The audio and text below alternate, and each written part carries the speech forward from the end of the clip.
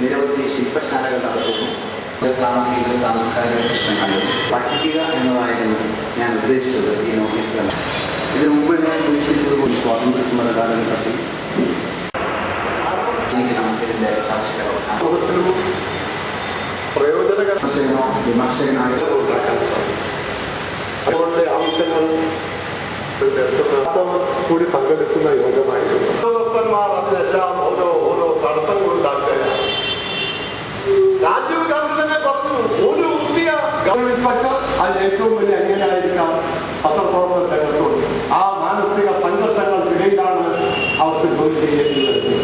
പക്ഷെ ഇതൊന്നും പത്രപ്രവർത്തകരുടെ ചുമതലകളല്ല. അവർ ആളുകളിൽ ജനാധിപത്യ മൂല്യം സംരക്ഷിക്കാൻ പ്രവർത്തിക്കാനുള്ള ചെയ്യുന്നുണ്ട്. സാധാരണ ജനങ്ങളുടെ ചെറിയ പരാതി പോലും നിങ്ങളൊരു കുറ്റബോധമില്ലാതെ സമ്മതിക്കേണ്ടി വരും. ഇതൊരു പോലീസ് സ്ഥാപനമേറ്റാൽ വരുന്നത് പത്രക്കാരുടെ അടുത്തേക്കല്ലേ. നിങ്ങളുടെ പ്രാദേശിക ലേഖകന്മാരുടെ ഏറ്റവും വലിയ ചുമതല അതാണ്. ശബ്ദമില്ലാത്തവരുടെ ശബ്ദമാക്കി പത്രത്തെ മാറ്റാൻ നിങ്ങൾക്ക് സാധിക്കണം. യാതൊരു കാരണവശാലും പത്രബന്ധം ആ ഒരു പോലീസ് മർദ്ദനത്തിന്റെ പേരിലോ കയ്യേറ്റത്തിന്റെ പേരിലോ വില്ലേജ് ഓഫീസറുടെ സർക്കാർ ഉദ്യോഗസ്ഥരുടെ അഴിമതിയുടെ പേരിലോ നിങ്ങൾ നടപടിയെടുക്കാൻ ഒരിക്കലും